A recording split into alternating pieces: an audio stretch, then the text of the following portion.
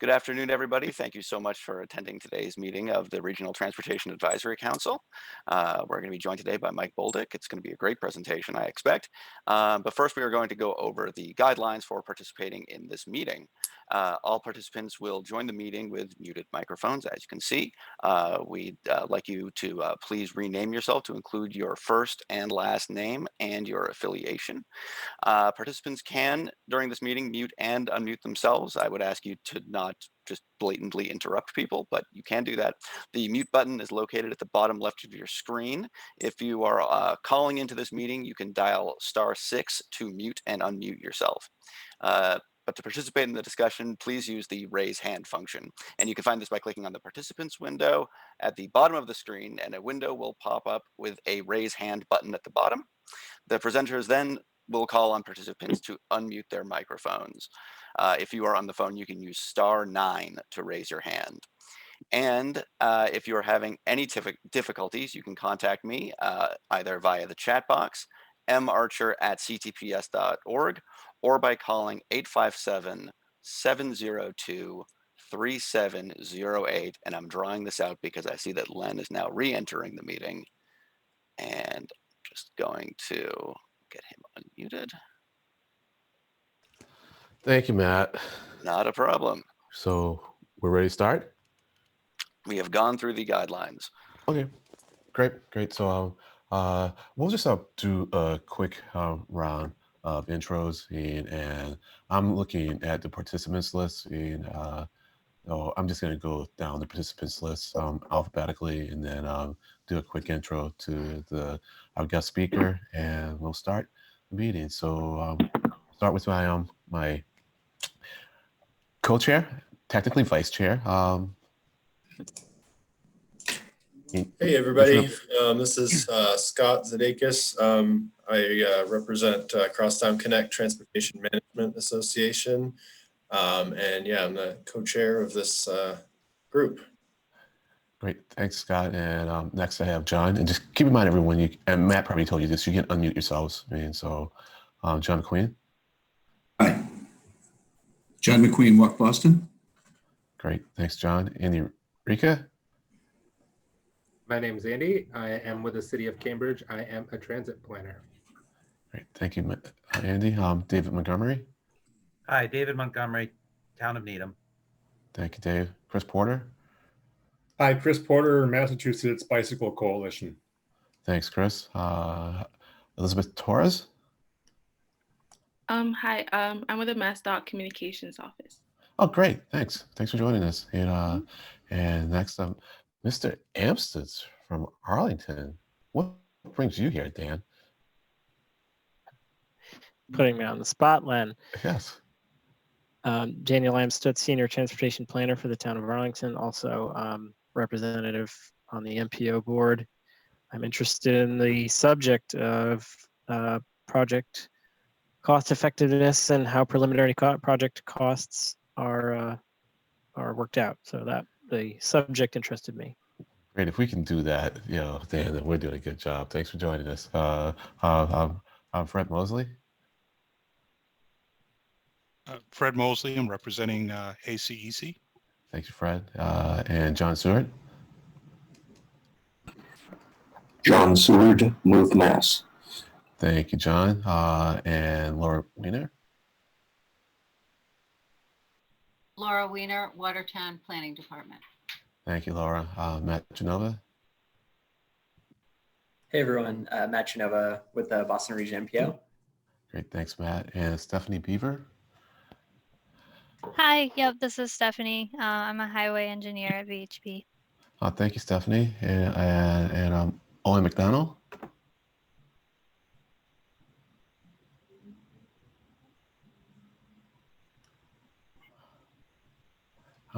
Maybe we'll come back to Owen, and we'll go to Todd Currain. Sorry if I've got the name wrong. Nope, you got it right. Todd Currain, Brookline Transportation Division. Thank you, Todd. And I'm just going to scan back through the list, see if anyone new has popped up or I missed anyone. Oh, Carrie Lavalley. Hi, Carrie LaValle from District 6 Project Development, Mass DOT. Thank you. Thank you, Carrie. And we'll try Owen McDonald once more. He's on phone. He might have problems unmuting his phone. Do you have directions for that, Matt? Thank you. Sure. So to unmute yourself, you can just dial *6.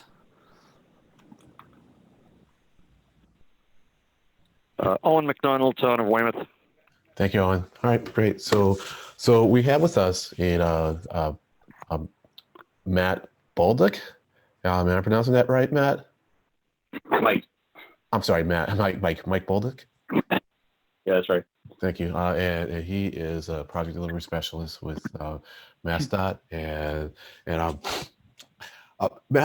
Mike is going to talk to us a lot about how scoring is done for projects, MassDOT projects, and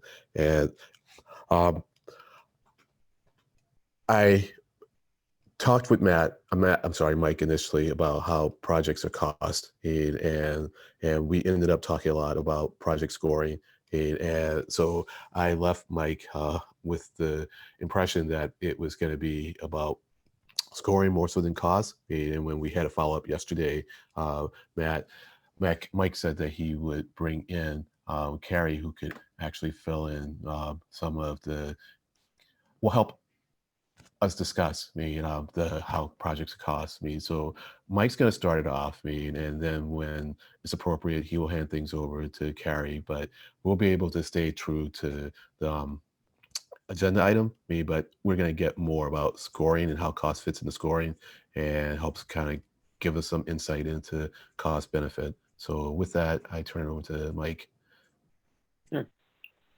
Thanks, guys. I really appreciate you having me. I know you guys as the MPO is coming up with your own scoring system that you're rolling out, and that's why you're interested in all of this, especially how project costs can be incorporated. So, me and Carrie can definitely talk about how project costs, preliminary costs, are developed or estimated in the beginning, but I would like to talk about how scoring applies to it. And to do that, I need to talk about what priority scoring is for MassDOT. And to talk about that, I need to talk about project initiation in general. Most of you know, I think, that all project initiation through MassDOT now happens through the MAPIT tool, which is the Massachusetts Project Intake Tool. And essentially, it's one application that allows proponents to initiate, scope, screen projects all in one sort of fell swoop in one application. And by way of that, also allows MassDOT to help score that project. So I have a couple of presentations. I'm going to steal a screen. To really kind of explain this, I'd like to take 10 minutes just kind of explaining where we come from and why this scoring exists in the first place. Let's see. Can you guys see my screen? Yeah. Good. All right, so I'm going to start with the project initiation process in general. Click over here. Yeah. So for internal projects, right, our state projects, whether they're bridge, pavement management, or maintenance, we have our own internal system in place to initiate these projects. They are usually a state of good repair project, right? We're returning an asset to a state of good repair, and we have our own internal processes to decide when a bridge or roadway gets done. We'll have an internal database, in terms of bridges, where the bridges get inspected every 2 years. We prioritize which ones need the work, and that's how they get programmed. But for non-state of good repair projects, whether they're state projects or municipal projects, we have a different system in place. You basically have to advocate, as do we, for the quality of a project to get funded through either its, a state program or through the TIP. And MassDOT works closely with, the regions, with the towns, with the consultants to help, initiate these projects, prioritize and fund them. And we have different types of projects, you guys know, TIP projects, safe routes to school, other local aid, et cetera. I'm going to go through quickly through a lot of these slides that we don't need to dwell on too long here. So for project initiation, we ask for multiple forms to be filled out, right? In the past, we had a project need form and a project initiation form. So the need was, why do you need a project? What are the problems out there? Is it an intersection project that has safety concerns? Is it a mobility problem where you're having trouble getting vehicles or even bicyclists and pedestrians through an area? Is it because it needs to be resurfaced? It's a preservation issue. We'd have to have the proponent outline all of this information in a form. There'd be a back and forth between the state and the proponent. And if we thought it was a worthy project to advance, they'd be allowed to fill out the project initiation form, which is essentially an answer to those needs. If you have a problem with safety, you've identified it. What are you going to do about it? It also identified areas that may not be the primary purpose of the project, but could be an opportunity, such as economic information. We'd ask them to look into, what are the economic opportunities here? Is there a way we can address that and roll it into the scope later? So these forms kind of look like this. They basically, you had different sections: system preservation, mobility, safety, economic, social equity, environmental, policy, risk, and cost effectiveness. These are 8 categories that all these questions fell under, and we would ask you, in the project need form, you can see right there, environmentally. Are there any environmentally sensitive areas out there? You'd sort of write down what's out there, what are the issues, and then you would address in the project initiation form how you're going to help, deal with that, how you're going to address permitting or avoid environmentally sensitive areas. And this was the case for all of these 8 categories, which you're going to see pop up a couple more times here. And a lot of the context in these questions have a lot of GIS data, which we're going to talk a little bit about as well, because that not only has consequences in, sort of what we're sort of vetting for permitting and stuff and risk, but also directly influences our scoring. So the whole point of this, people always ask, what's the point of scoring? What's the point of initiation? The idea is that, this acts as like a guideline, right? These forms essentially is dictating everything the state is going to be asking of this project and the proponent throughout the entire process. And we're trying to answer as many of those questions up front, early on, so we can address them later and not be surprised by them causing a scope or a cost increase. It helps build a good foundation between all the stakeholders, of course, and outline all those risks and opportunities, and outlines all of our state and federal policies nice and clear for everybody who doesn't already know them. So how this works is, we review the forms internally, we have a discussion between MassDOT and the proponent, and then we'd initiate the project in project info. We would do this manually in the past, where the project development teams in the districts would literally take all the stuff in those forms and manually enter them into project info. However, just because a project had a number doesn't mean it's approved, and these would get approved by the chief engineer at the project review committee, which is done about 3 times a year now. It used to be 4. But before we could actually approve that project, we had to score it internally. And this is where we sort of get to the nuts and bolts of this. Why do we need to score projects? Let's go into part 2. What is scoring? So let's have a little bit of background first. Back in 2015, the Project Selection Advisory Board, which is headed up by the Secretary of Transportation, they were looking at how to fund projects in the CIP across all divisions. And they decided the best way to do that, to help inform us which projects and which programs should more money be allocated to, they decided to come up with a scoring system for every division. But no matter the Mass DOT division, they had 8 factors they wanted us to look at, and these should sound familiar to you: system preservation, mobility, safety, economic, social, environmental, policy support, and cost effectiveness.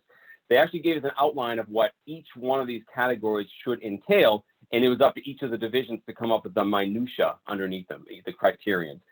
So Mass DOT sort of already had a form in place, a scoring score sheet, but it wasn't really public. It was like an internal, informal thing. So we basically came up with a 100-point system that we sort of retrofitted to the categories they wanted. Now, although they gave us guidance for a lot of these categories, we had an analog for them, right? When they're saying, oh, we want you to talk about safety, we had things that we knew we looked at. We looked at crash clusters, we looked at crash rates, things like that.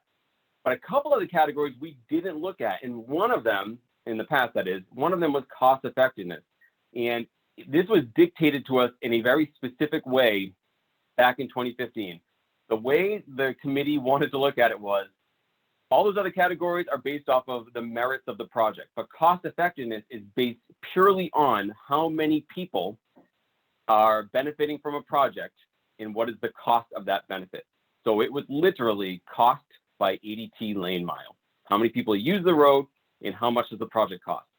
Now, I'm going to go ahead and, before I show you the score sheet, I'm going to fast forward a couple of years. We tweaked every single part of this score sheet. After the first run through, we noticed, because we rushed it out, they gave us like a 4-month deadline.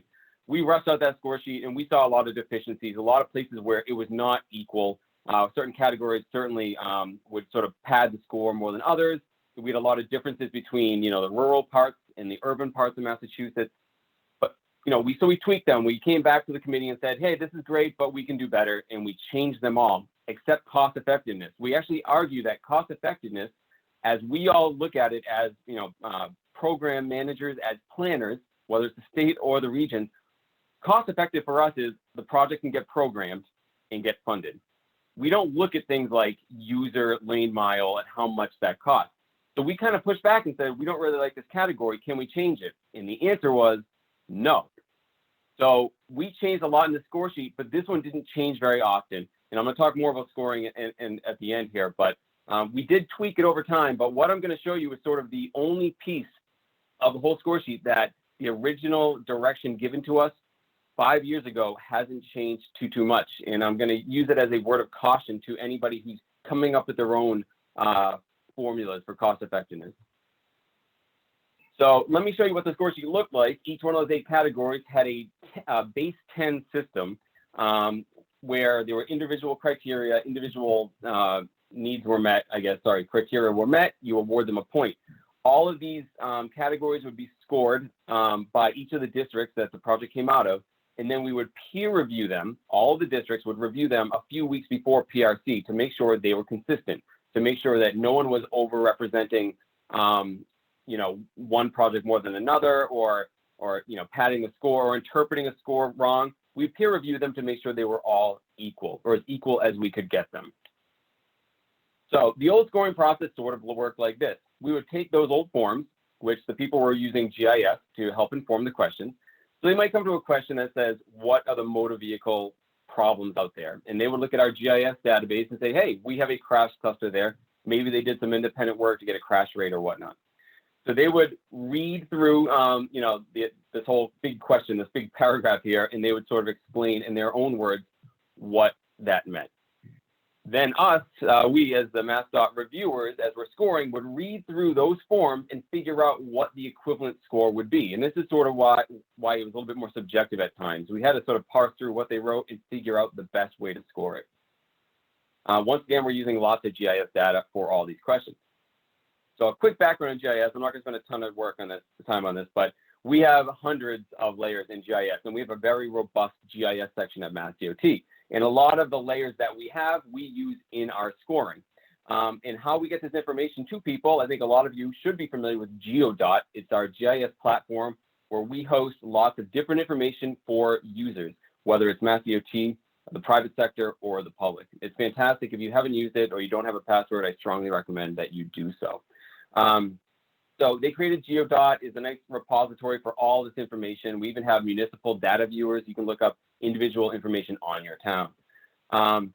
Environmental was sort of the outlier. We had a lot of environmental layers, but no one place to really review those. And I'm going to fast forward through this. But essentially, at the end of this whole process, we realized as we're reviewing these environmental layers, we also review so many more layers during project initiation form input, but also the score sheets. We decided to create Mapit as sort of a catch-all application for all of these GIS layers that also allows the proponent to fill out the initiation forms right in the application. So I'm going to jump over to a different thing here and show you what Mapit looks like. For those who haven't seen it, actually, can you still see this or no? Yep, you're good. Nope, you can't see it. You can see Mapit? Yeah, I just have my mic turned off because there's background sound sometimes. It's great. Thanks. Good and nice to meet you. So Mapit is this application where someone asks for a login. If you are a proponent, like a DPW director or a town engineer, someone who normally initiates projects, you can go through Mapit with your account. You map out your project. It does a geoprocessing check. It runs against all of the GIS layers we have, and then lo and behold, it allows you to fill those forms out. And those forms are great because we're asking very important information on them, but also it's bringing in the GIS information that you need to answer it. So on my screen, you can kind of see what this looks like when they get to their, what's the condition of the asset. It actually gives the condition of the roadway. You get down to bridges. It tells you if you're overlapping a bridge, etc. Now, why does this all matter with scoring? And the answer is this: as times have changed over the years, we've been adding more and more information. We've always been improving on the system. We've had multiple studies through MassDOT planning for areas that maybe are deficient in terms of our review of projects. So we had one on economic, We had one on climate change. We had one on social equity, where we had outside organizations basically do a study for us. And then we looked at them and saw how we can add that into our forms and therefore into Map It and therefore into the score sheet. And what we decided was, rather than sort of have that subjective interpretation between what does the proponent write and what are we giving as a score, we decided to combine the score sheet and the forms into one interactive document. And that ends up looking like this. Do you guys see the Excel document on your screen? Yep. Good. All right. I lost a little the outline banner on my my screen that shows that I'm sharing it. So at face value, it just looks like a score sheet. Like I said, each one of the categories has a different sheet and all the criteria is in there. Not much has changed. However, if I go back to this first tab, what you essentially have is an initiation form. And before, where we had big paragraphs where we asked, you know, a lot of questions and the proponent had to answer with a big paragraph. Well, now we've broken it down so that when you get to that system preservation category, talking about what's the condition of the asset, instead of having a big paragraph, we actually break it out into specific questions.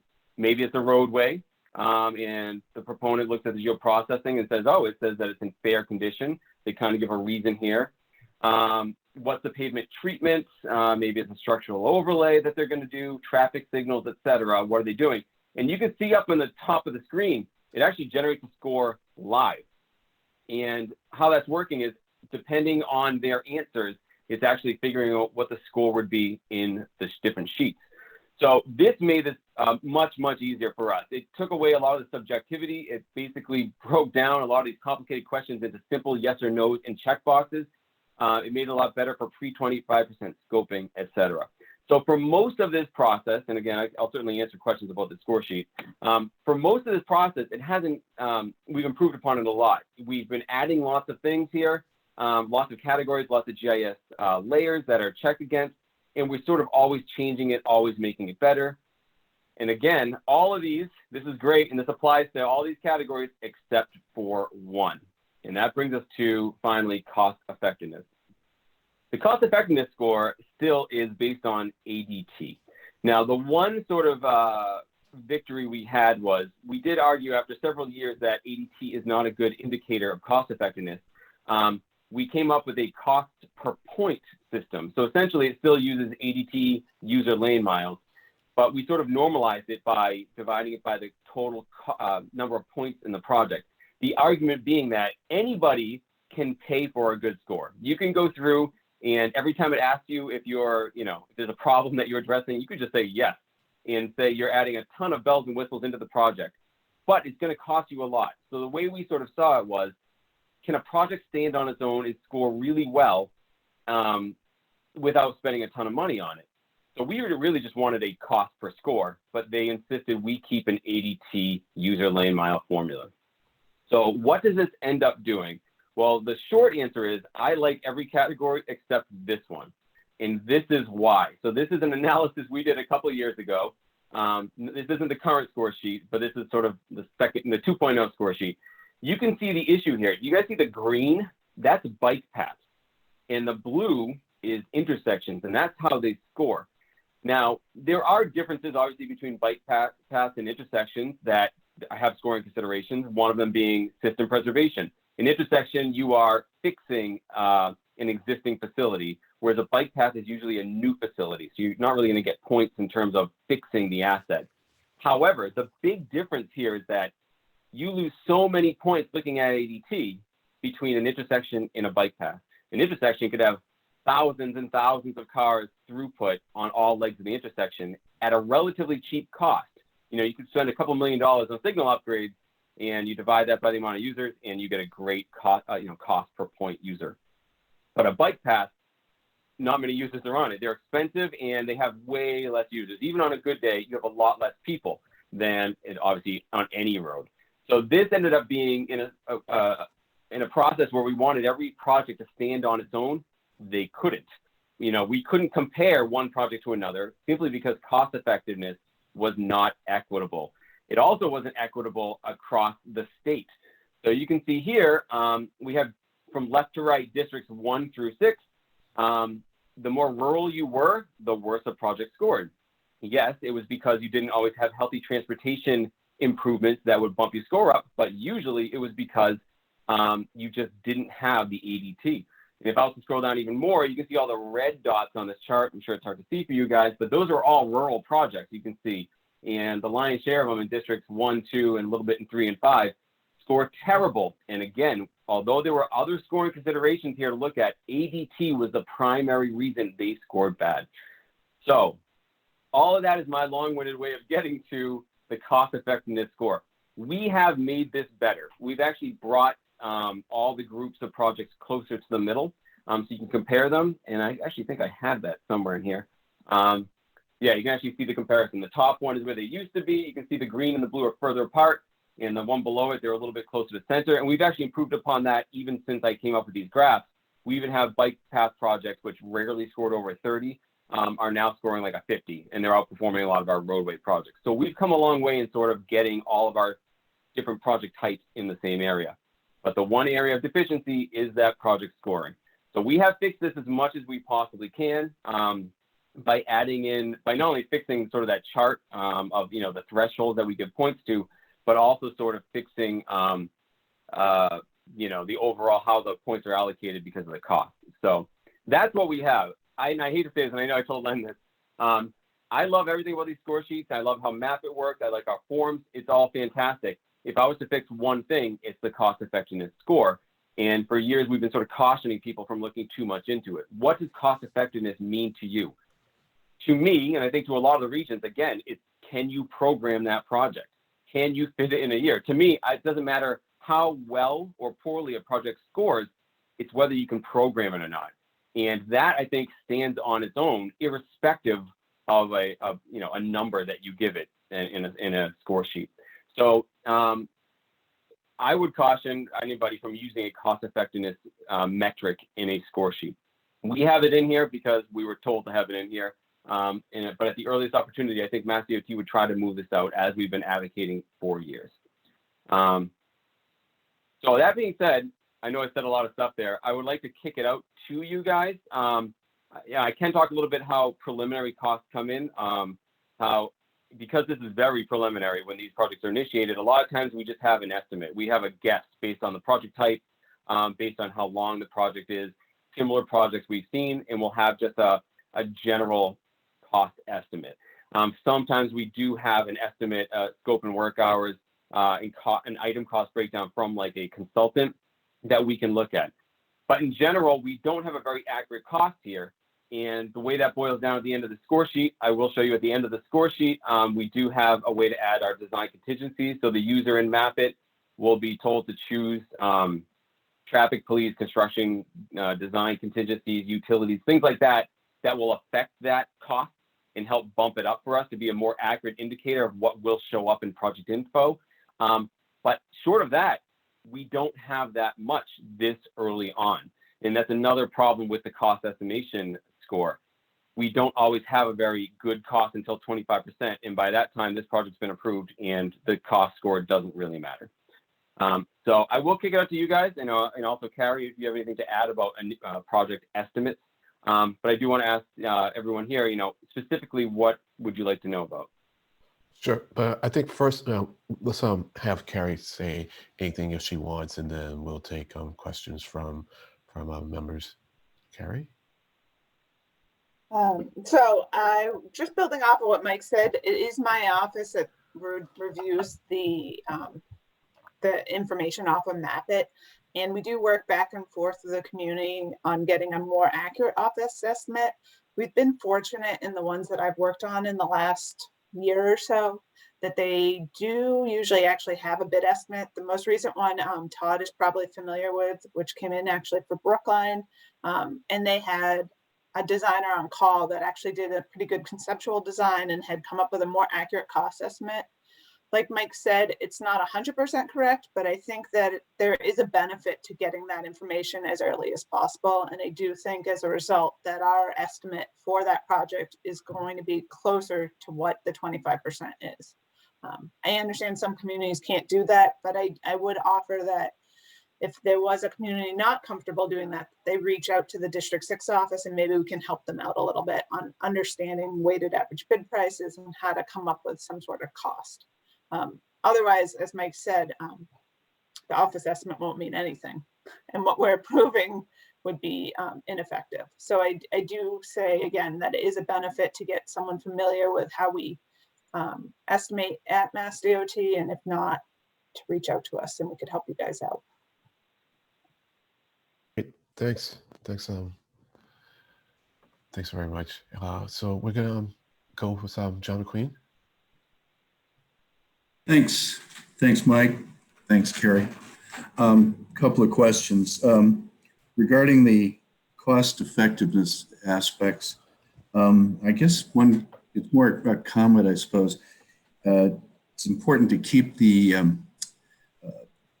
volumes in head counts, bike counts, traffic counts really current, because, for instance, what you've been using even up to last year shifted dramatically in a number of situations, given the COVID situation where traffic volumes have gone way down, public transportation has gone way down, and the use of the bike paths, which also include pedestrians, bike and ped, have gone way up. I mean, maybe doubled or tripled in terms of a daily usage, even in the weekdays.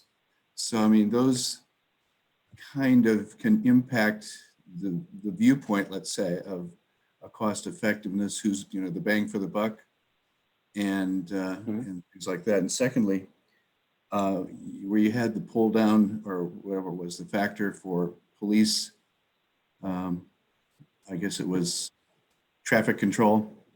Do you ever factor in civilian flaggers that might be able to meet a certain of the criteria that might allow for a lower cost for traffic management? Right. Flaggers are a bid item, John, so they would be included into the construction office estimate. Right. But are they encouraged to do that when there's a situation with the location or the speed, ambient speeds? Yeah, and we do have traffic management plans that are put out, like standard ones, and there is a breakdown. The percentages for police actually used to be a lot higher in the estimate. This is actually lower than it was because it's assuming in certain locations that there would be a percentage of work done by flaggers. That's why if you go down, you'll notice interstate highways, there's some higher ones, but town centers would have major intersections, so that might be why, and interstate highways would have state police. But if you look at some of the other ones, it's a little bit lower of the percentage for police, because they assume there'd be a higher percentage of flaggers. So I think the default is naturally to go to uniformed police, but where the situation might permit, the contractors, or let's say the proponents, should probably be aware that they could use flaggers. I know that's an underused situation. All right, thanks very much.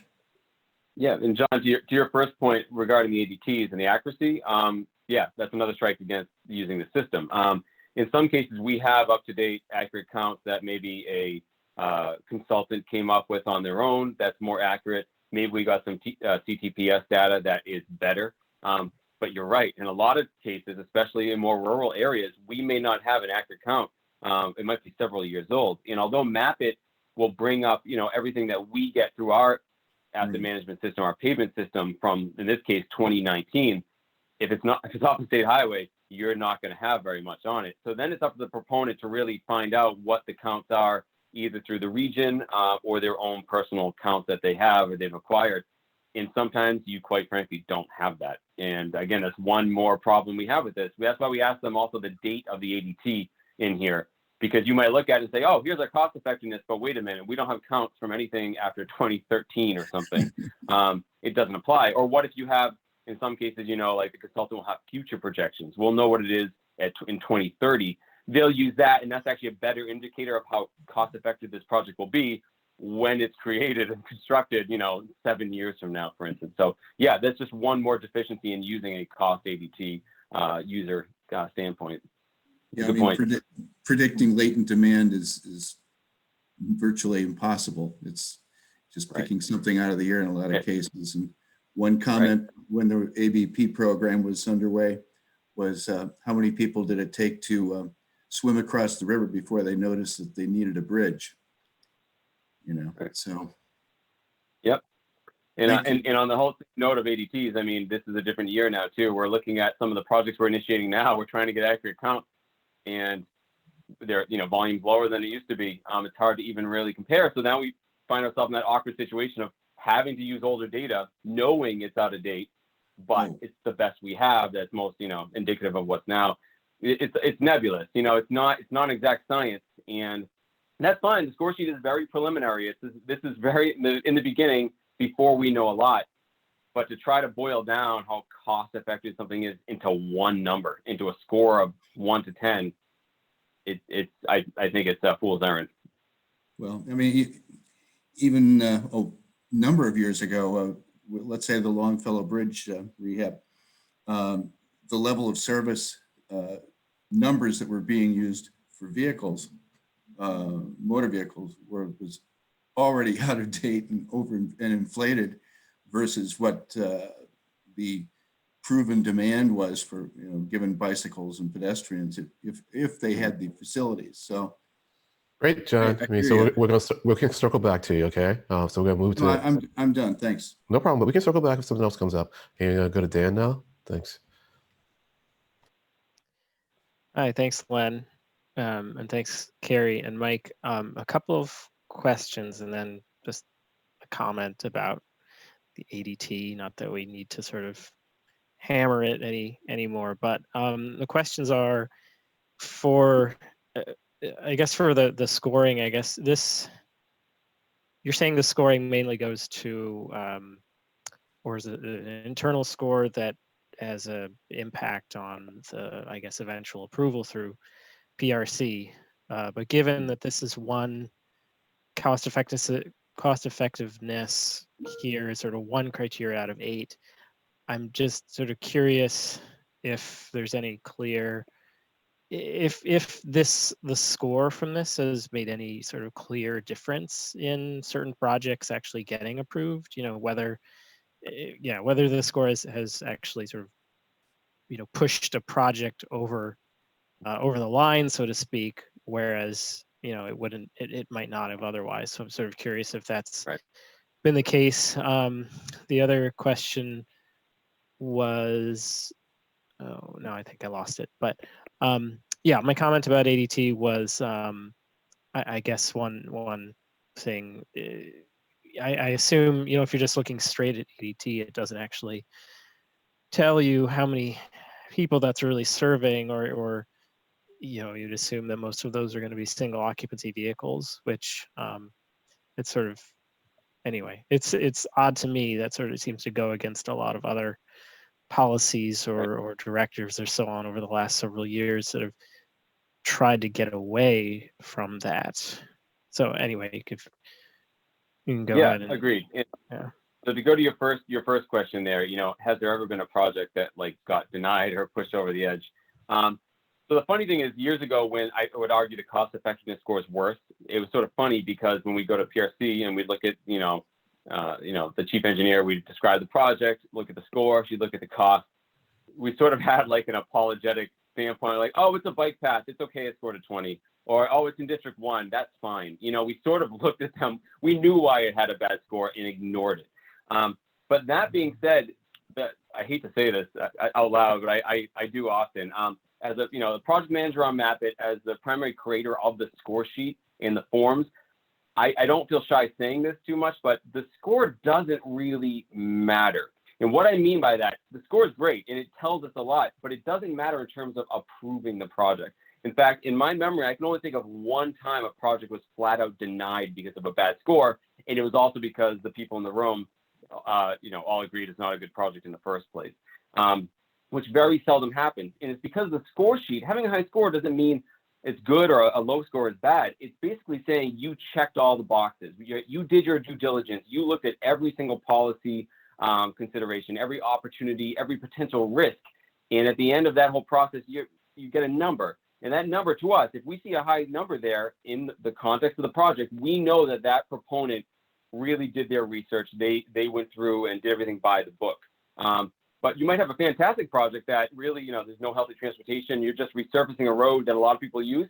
You might not get a very high score at all because you don't have a lot of those other considerations. It doesn't mean it's a bad project. It just means in the context of that project, we can see how many, again, how many boxes you checked in terms of what we're looking for. So the answer is no. Again, only one case that I can think of where a score dictated whether something got denied. Oftentimes, though, we'll look at a project that scores exceptionally high, and that gives us a good idea of like, wow, this is like a mega project, right? It scored like an 80. We know this is a project that's going to be expensive and you have a lot of considerations, but look how many good things it does.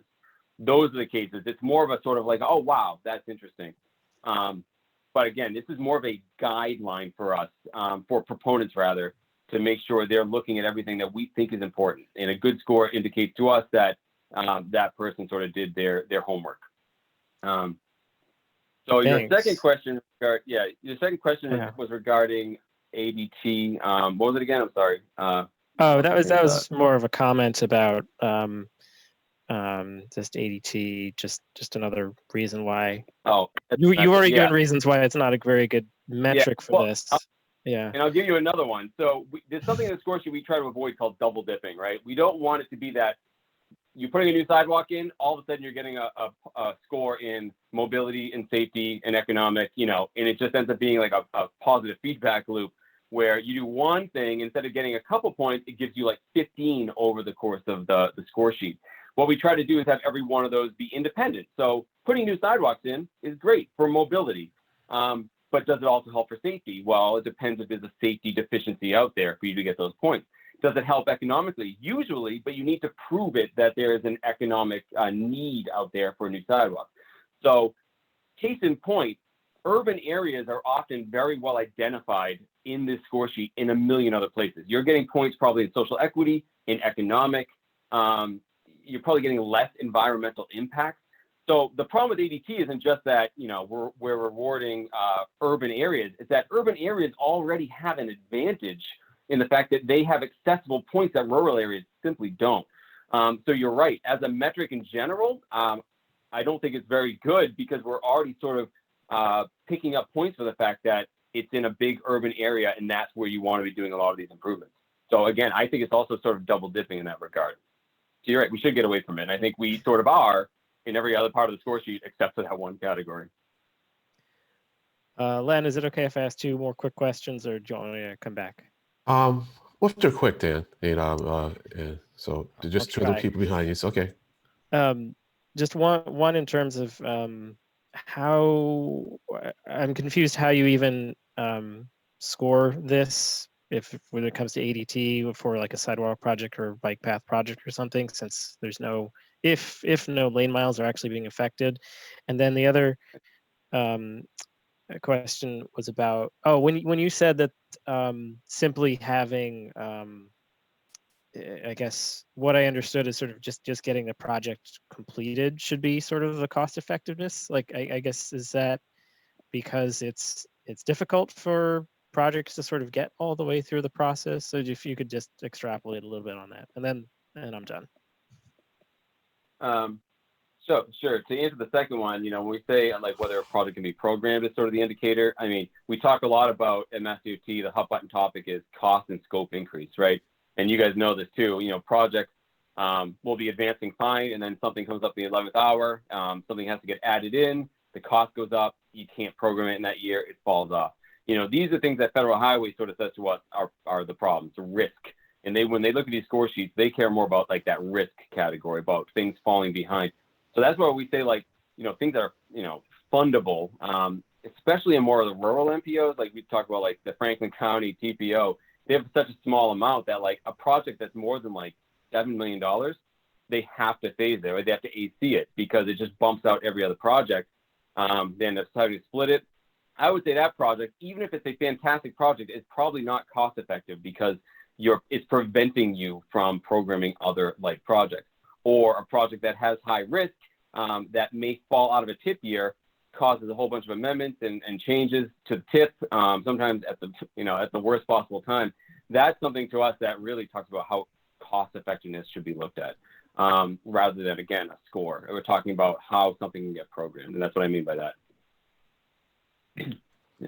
Dan, just And to what was the other add, for a bike path project, we have, we make an assumption of one lane. And then if we don't have any sort of data for the volume, sometimes we do, sometimes we don't. We might have regional data. If we don't, we just assume 100 for the ADT. Usually it doesn't score great, but the cost is usually less than some of the, obviously, than the corridor projects.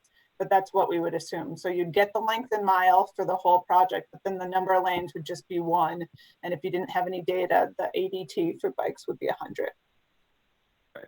Thank you, Carrie. That was the other half of this question. She's right. We make an estimation for it. It's one, bike path is 1 lane with an ADT of 100. Unless there is another trail nearby with a count, we use that one. So out here where I am, I'm out in District 2. A lot of times if we're doing a new bike trail, we'll look at the Norwottuck or the Manhan, and we'll use those. If you're down in the Cape, you use the Cape Cod rail trail, to help estimate that as best you can. If it's a case where it's a roadway with a shared use path, you'd add that in. We would add in the extra lane, we'd add in the ADT we knew to compensate for the fact that you're jacking up the cost because you're adding a shared use path. But as standalone, like a sidewalk project, the answer is no, we don't. We do not have accurate pedestrian counts. Even if we did, it's not going to make much of a difference in a cost effectiveness score. It's probably gonna make a difference of maybe a point. And in the grand scheme of things, it really doesn't overcompensate for or make up for any other deficiency the project may have. Great, thanks. And as someone who asked a lot of questions, I don't want to discourage people from asking a lot of questions. It's just that after you ask a few, I will let someone else ask some questions because we don't want to get into a situation where someone doesn't get to ask at least one question. So I don't want to discourage you all from following up on things. So next we have David Montgomery. Thanks, Len. And thank you to Mike and Carrie for a really great presentation. I think this is one I'll need to watch again on the recording because there's an awful lot of information there that is new to me. I am not a transportation professional, planning professional. I'm a citizen volunteer on behalf of our town. And so I kind of may ask you to step back a little and give me a bigger picture explanation of something. The thing that I don't really follow at this point is what you all do at the MassDOT, this process, dovetails or doesn't with what we've had explained to us over and over again by Matt Genova and the sort of scoring process that happens within the MPO. And I guess this may be sort of a how the sausage is made question, but when a town is interested in pursuing a project, don't they consider the universe of both of these as potential sources of funding, going straight to MassDOT for its input and its scoring system versus going through the MPO process? And if so, how do they make a decision which one to go? And is that where you come in, Carrie? I'd just love to understand how you sort of begin. Thank you. So the typical way, so I think what you would typically see, so I'm sure Matt's on the phone and he's explained what the MPO does, but if a city or town is interested in receiving federal funds and state funds to construct a project, they can also look for us for design, but generally they want to use our construction funds. They'll initiate a project through MapIt, like Mike said. They'll go through our scoring, and once a project goes all the way through and gets PRC approval, it can get a project file number, we can send it out to the town, and they can initiate their design. Within about 2 years of getting that letter from us saying, we think it's a viable project, start working on your design, then they start meeting with the MPO to actually get the design funded into a fiscal year. Us approving it on the PRC process does not guarantee a year for it to go in. It just guarantees that we think it's a viable project that you can start the design on. And then we even suggest as part of this process, you can look at suggestions of possible ways to fund it. So we'll kind of go through and there's like a checklist that says, oh, this is eligible for, congestion mitigation funds, or this project would be eligible for, there's all different types, but ours is just kind of to say, we've gone through it. It's now in the project universe. And then actually Matt will email me. He just did not that long ago. And by the end of the week, he has like a list of projects with project file numbers. And he kind of asks us to like rank where we think they are, how far along they've moved along in the design. Do we still think they're a priority for us or for the city or town? But I mean, that's kind of how it goes. They don't usually just jump into the MPO. They usually come through us first. Okay, and the two different scoring matrices dovetail at least. They're not working at cross purposes. Right. So once they get it from us, they at least know that they should score it. They kind of ask us if they should move forward with their scoring, and their scoring kind of prioritizes, I think, how they'll fund it and what fiscal year they'll put it in. So their scoring is a little different than ours. Our scoring is to see, like, is this a project worth telling the town to go forward with a design? Theirs is we already know it's a worthwhile project. How are we going to pay for it, or what year are we going to pay for it? That's kind of how that's the dumbed down version, I guess, of explaining it. That's very helpful. Thank you. Yeah, that was a great explanation by Carrie. The one thing we have tried to do since Mapit came out was, because they are for two different, completely different reasons why we're scoring them, they have a lot of the same overlap. We're looking at a lot of the same information, right? And all the MPOs score their own projects. We've been trying to incorporate a lot of layers in Mapit to check against, even if they're not a scoring consideration for us, especially if it's something that like a region has, like economic data. So we've been trying to do that because you can use Mapit as just a screening tool. You don't need to initiate a project. You can just take a project that's already approved and look at the geoprocessing, look at all those layers you're overlapping to help you with your own scoring.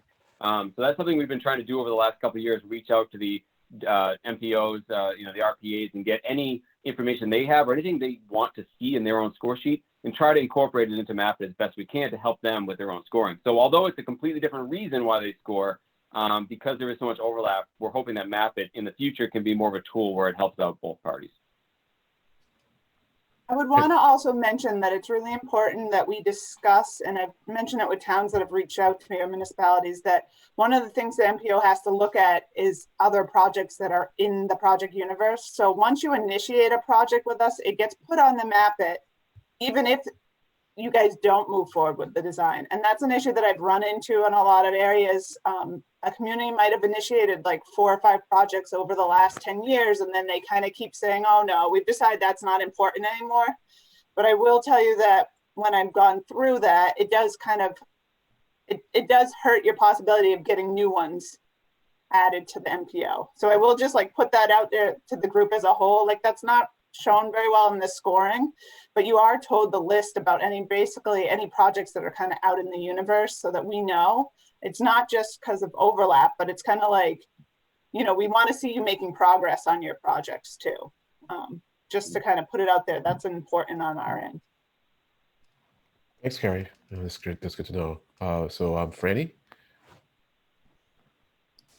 Yeah, I was wondering, when you're looking at cost effectiveness, suppose your project, the people who use it aren't, like, the traffic on it isn't the ones that are benefiting from it. So like an example I could give is like a bridge that's skirting a neighborhood or something. So there's, suppose as an exaggeration, that 10 people cross the bridge, but 2,000 people live right there in the neighborhood and are benefiting from the bridge being there. Right. So it's not based on the traffic, but it's based on what the purpose of the bridge is. Anyway, I just wondered how that comes into play in the.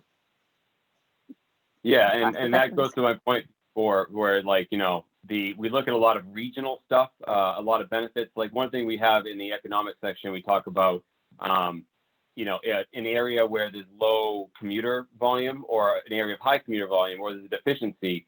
And, we look at where jobs are. So if we see it's an area where you're within 40 minutes of a high job market, but you have less viable ways to get there, or I should say there's more delays getting there, then that project's going to score better because you're improving it in a region that's lower. That has nothing to do with the ABT of the road. That's just saying in this neighborhood, or in this, I guess this census block group, we've identified it as an area that could use roadway improvements to help commuters. So you'll get a point there in economics, and that, again, that's sort of speaking to your point. It's the area. EJ, it's the same thing. Are you helping, protected groups? Is it an EJ area, Title VI protected groups? you're getting points there if you're benefiting them and you prove that you're helping out those groups in some way, shape, or form. Not specifically if they're on the road, but if they're nearby, like a bridge or something like that. Again, that gets away from the specific ADT of that roadway. And the last point I'll point out is, what if you're looking at what the road is, but you're not actually touching the road? So what if it's like signal upgrades? This has come up before, where you draw the polygon and map it, and it says, yeah, you're overlapping a whole bunch of environmental areas, and that you're not addressing them, you'll get a bad score. Well, no, you're going to answer no. We're not actually touching the ground. These are just above it, you know? So in those cases, in every one of those cases, we sort of have the way the questions are asked is, you know, is it, yes, you're overlapping something, or yes, there's something here you could be impacting, but are you? And we sort of have to look through that and vet it and decide, are you impacting it? Again, though, the cost effectiveness score doesn't ask any questions. It just makes one giant assumption that whatever numbers you pop in there evidently have an equivalent score that should matter, and they don't. And I do want to point out, I think I showed it real quick, but it's a low percentage. It's 10% of the score sheet, which is higher than I want it to be. So it doesn't make or break it. But my argument why it's really a bad category is that I think those points would be better allocated to something like you just mentioned. I would rather take those 10 points and add it to community benefits rather than specific who's on that road. Yeah, that comes up in you know, thinking about usage of vans, which I'm used to looking at in my volunteer work around here. It helps out the whole community better. But if you just look at the number of people who are getting the rides individually, it's not as wowing. Okay, then. So I definitely don't mind the use of initials. I use them all the time. But ADT, what does that stand for? Hello? What was that? Average daily traffic. Okay, thank you very much. And so well, I understand what Franny's question is getting at, and this is going to get to my fundamental question, which is, why is it that Mass dot or the powers that be insisted on keeping that there? But back to what Franny said, still, if you build a bridge, and there's a community around it that benefits from the bridge, they only benefit if people come across the bridge. And so knowing how many people come across the bridge is a good indicator of whether there's any benefit from the bridge. So to the extent ADT is trying to capture that, it still seems like it's a good metric, no?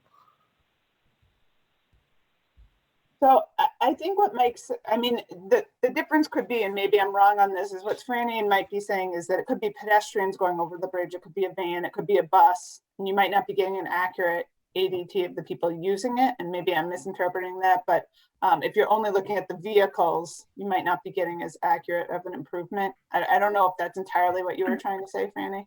No, I think it was just that there's more people benefiting than the people using the bridge as the bridge is designed for traffic. And my point, I though, like is that Mike's description of community benefit. Yeah, but my point though is that, but the community doesn't benefit if people don't use the bridge, and so you got to capture some way the extent to which people are using the bridge. And so we can say that we're not capturing the data well because we're not capturing the number of people in a van or the number of people are walking. But saying that we need to capture how many people use the bridge, I would think is legit. No. Yeah, unless it's sort of like a 1-0. If there's a bridge there, the life for all those people that live right there is better.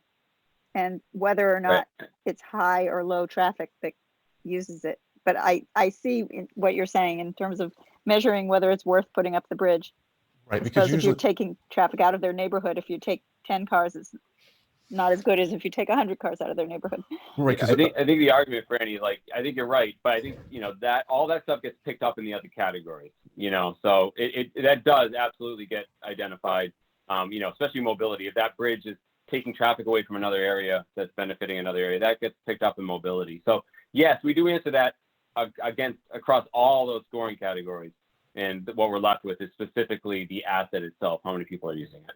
Because what I find myself struggling with, when making decisions about when it gets into the tip is comparing projects to each other. And so that's why, the scores really matter to me, because if we get to a point where you have limited funds in a year and you need to pick between two projects, then you kind of start going, okay, well, why do we pick one over the other? And so a score then starts to what really comes into play. So, so then my question is, why is it that the powers that be are sticking with ADT?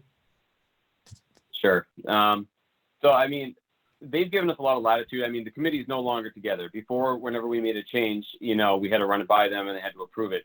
That's largely gone away. We can basically do whatever we want, except the secretary really likes a cost-effective score. And even though we've sort of brought up why we don't like it, this idea of boiling down cost effectiveness to one scoring category is something that the committee felt very strongly about and wanted to utilize. So that's the short answer.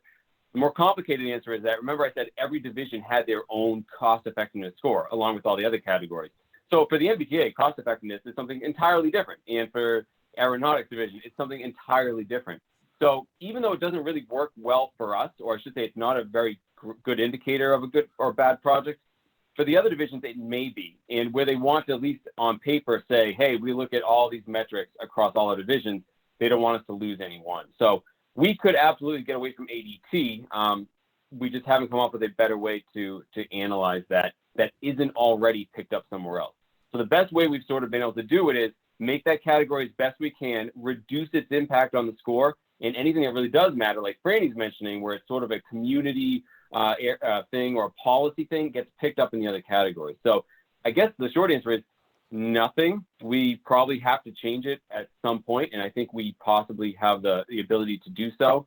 But it would have to be something that's approved by the Secretary of Transportation in that specific case to make sure it conforms with what the other divisions are doing. Gotcha.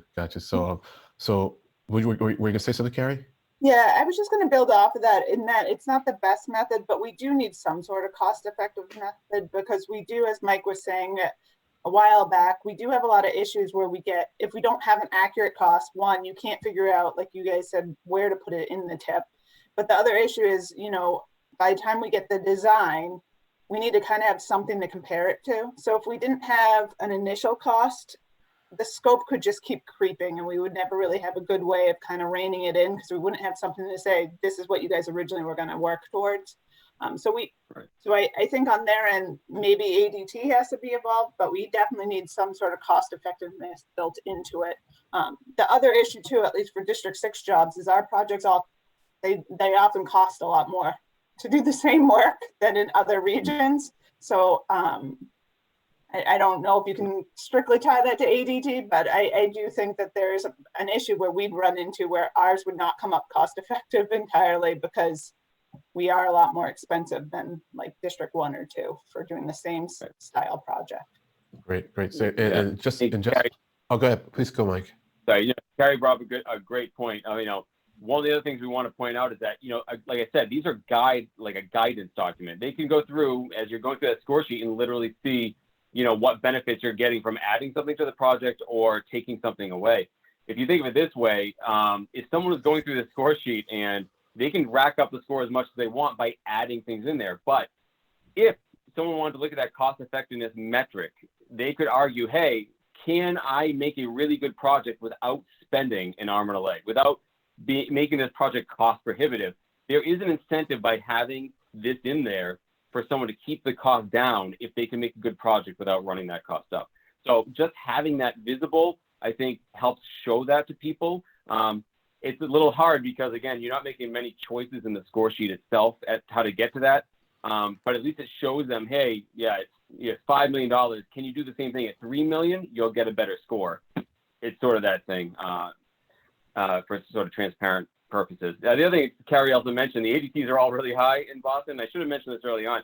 I keep talking about the differences between rural and urban is a problem for us. It doesn't mean it'll be a problem for you guys. You guys could probably use ADT as a good metric because they're all high. You know, you're not going to end up in scenarios where someone's building a small road in the Berkshires and we're trying to compare it to the, you know, the Lynn Fellsway or something. So you guys can probably use ADT more of a uniform metric across all your projects than the state can looking at every part of the Commonwealth. Right. Yeah. But I understand.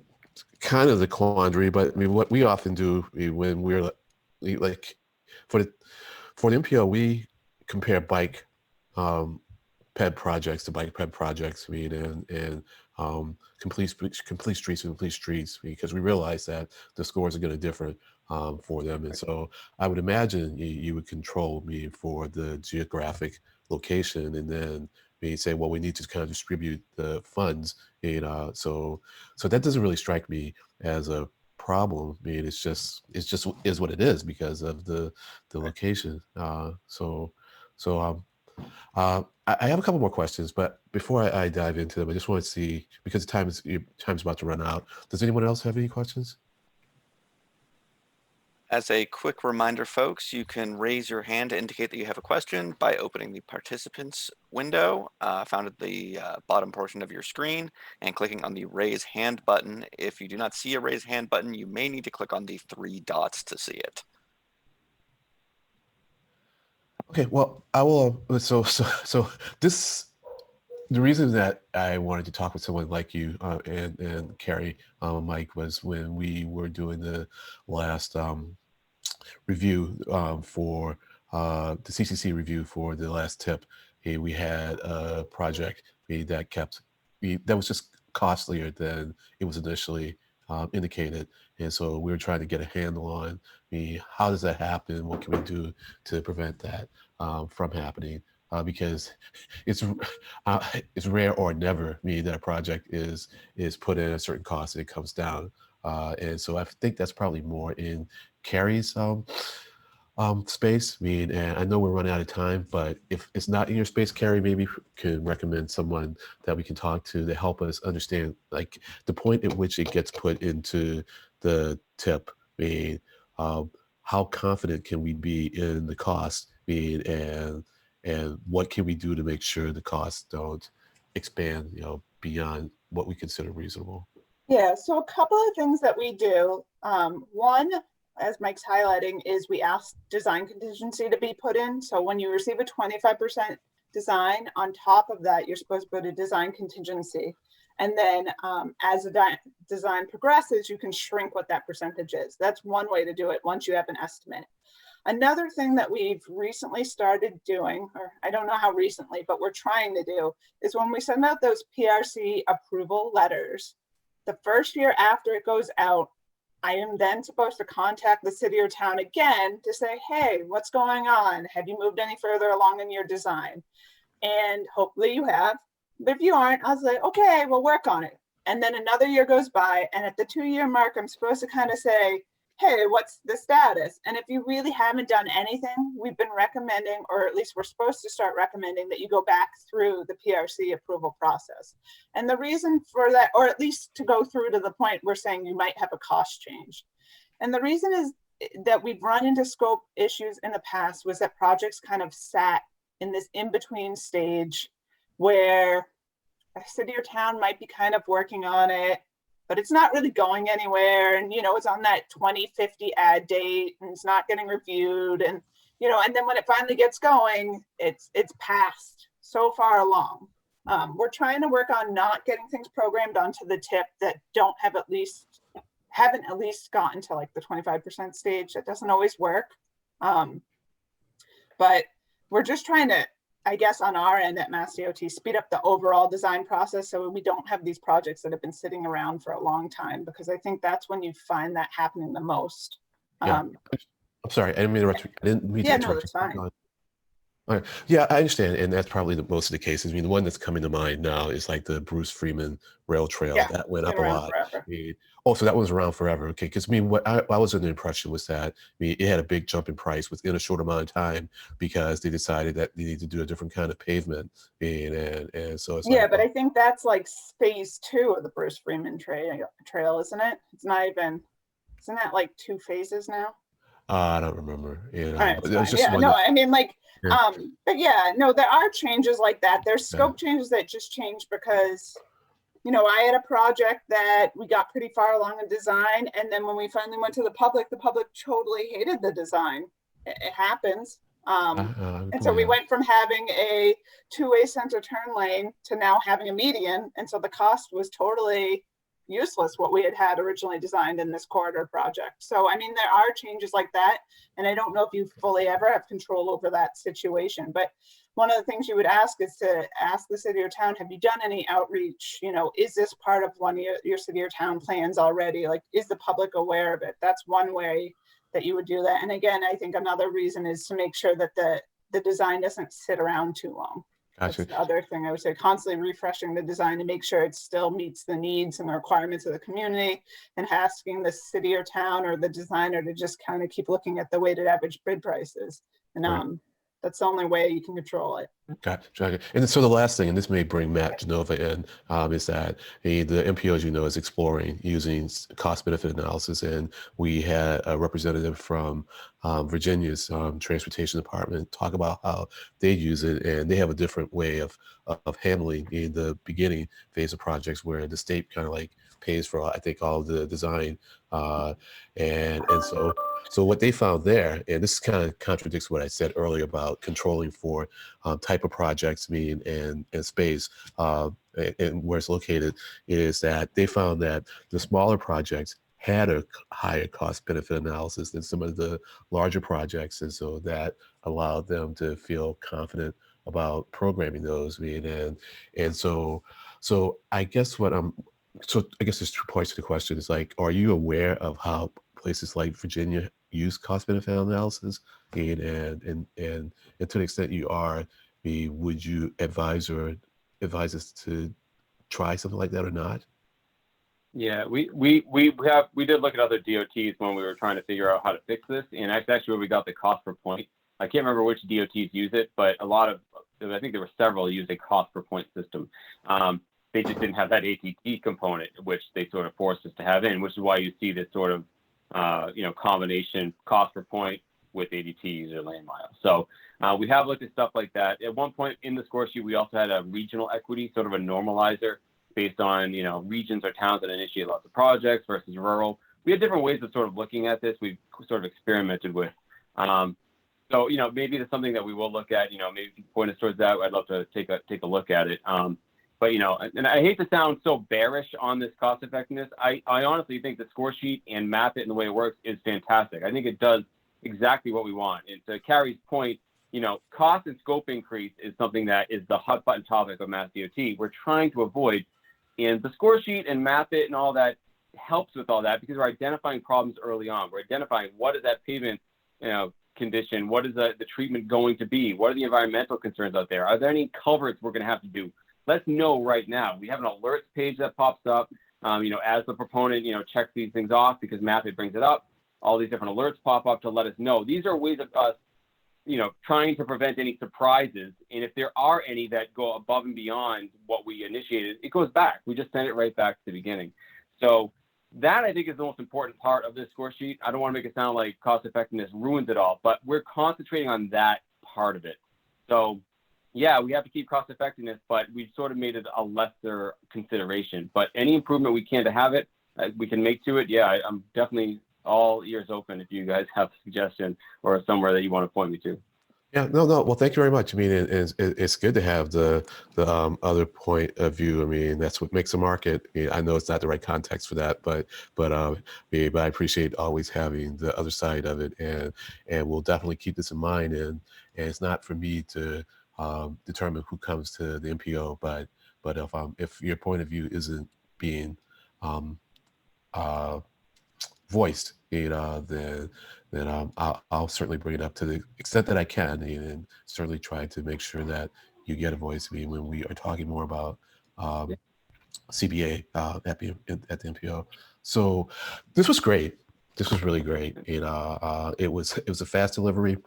But I like that because, as David Munro says, I'm gonna have to go back and look at it, but it certainly keeps me awake, and I like it when I have to go back and review something, because it means a lot to learn there. So I get yelled at a lot for the fast delivery, but the people from Boston area should be able to hang with me. The people out here in Western Mass that have trouble understanding me. So I did throw up my contact information here. If anybody has specific questions about Map-It or GeoDot or about scoring, you can see my email down there. Please reach out to me. I also offer Map-It trainings for towns that want to start using it, or if they want to know how the score sheet works, hit me up anytime. I'm always welcome to give demos or a better explanation of some of the stuff I might have blasted through really fast today. That's fine. Like I said, we got the recordings. I mean, so unlike before we had these recordings, it would be hard to go back, but now we can. So that's the great part. There's a benefit that's come out of this pandemic. It's been the use of technology. So once again, thank you very much, Ian, and thanks for all your time and for your willingness to join us. I mean, so good luck with everything. And take care. Stay safe. Thanks for having me. It's him and you, Carrie. Thank you so much, Mike and Carrie. Thank you. So the chair's report. Let's see, I'm just going to flip over to the desktop here where I can remember what we covered at MPO meetings. Well, I guess the big thing at the last MPO meeting was the MBTA came to talk to us about their plans to deal with the financial impact of the pandemic. And so they are planning service changes and the gist of it is that they're not thinking of these as temporary service changes, and so it's kind of a realignment. And of course, the hard part is trying to determine or at least estimate what things are going to look like in the recovery. And so they'll be coming back to the MPO. I'm sorry, Matt, I haven't looked at. They're not coming back tomorrow, are they? No, they are not. Yeah, so probably later in the month, or maybe early December. I know that excuse me, the advisory board is certainly looking. The BTA advisory board is looking to have some say about that. I was at that meeting earlier this morning, and they did lay out. I mean, the MBTA is doing a lot of meetings in the community. So you can probably check on the MBTA's calendar to find out when those meetings are taking place. I mean, there are going to be like 11 of them between now and the end of the month. I want to say now and Thanksgiving, but I think there are going to be maybe one or two after Thanksgiving. So keep an eye on that. And so that was the really big thing that came out of that meeting. So that's about it. There's a meeting tomorrow. You take a look at the agenda if there's anything you want me to bring up for you or something you want me to take into consideration while listening to things. You have until the time of the meeting to let me know. So that's it for the report. So we'll go with old business, new business, member announcements.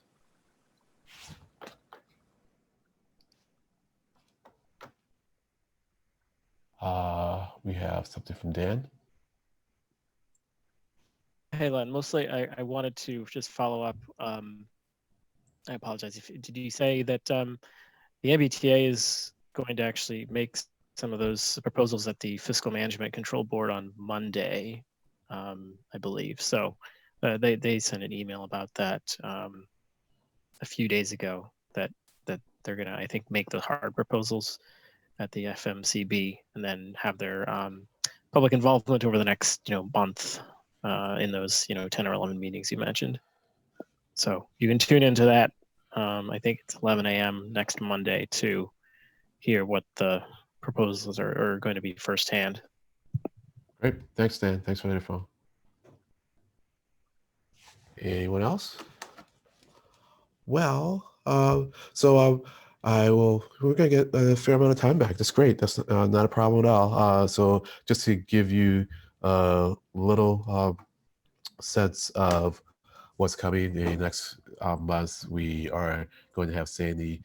He's going to talk to us a bit about the beginning of the UPWP process for the next cycle and on the Community Connections program. Give us assessment, a shorter version of the assessment that he gave to the MPO, but I think it's very interesting, some of the issues that we have found that comes from trying to program very small projects. And in January, we're planning on having Kate Victor. She visited us last year in November. She's from she's with MassDOT. I want to say that she is very closely connected to the secretary, but she often come back, and she was a really great guest. So we're going to take her up on that, and we may also have Marty can you tell me his last name, Matt? Milkovitz. Milkovitz. He's going to talk to us about the plans to have him talk to us about modeling, and I'll just warn you that I'm thinking about having a bonus meeting in that month to go into modeling some more, even if it's just a meeting for me. And I forget what we had talked about for February, but we have talked about February too, and I think that's going to be maybe about the tip. Well, I guess a quick introduction to the tip universe. So we're thinking ahead, but everything's not built out so much so that we can take other ideas from folks. So if you have anything that you want to have on the agenda, that would be great. I mean, I'm gravitating towards mostly having one person on the agenda. And as I mentioned in my statement, I think we really need to refamiliarize ourselves with the needs assessment from the last LRTP, because that'll feed into the next LRTP. And I know it seems like we've just completed it, but this is going to be the second year, meaning leading up to the next one. So we need to kind of stay ahead of things so that when it starts getting hot and heavy, we're not drowning in ideas and thoughts and wondering, what are we saying? We will have a good sense of at least what we're thinking. So that's it, folks. I'll take a motion. Okay. I'm not seeing anything else that I've missed on the agenda. Okay. I'll take a motion to adjourn. I don't have a window up, so just raise your hand by Zoom if you want. So moved. Thank you, Franny. Someone seconds? Second. Okay, great. And so if you object, turn on your mic and say no. You might want to turn off your video too if you're going to do that, though. All right, I'm not hearing one say no. So thanks, folks. Stay safe, and a lot of us probably need some sleep tonight. So I hope you get that too. So take care. Bye-bye.